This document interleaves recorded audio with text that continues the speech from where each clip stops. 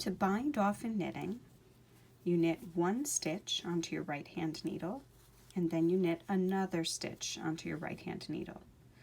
You bring the first stitch over the second stitch and off of the needle completely.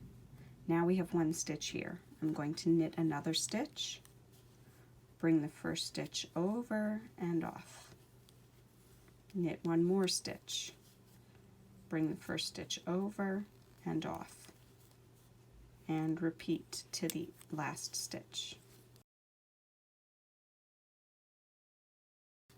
When you get to the last stitch, you're going to insert your needle in, knit it regularly, bring the second to last stitch over for bind off, and then you have this loop here.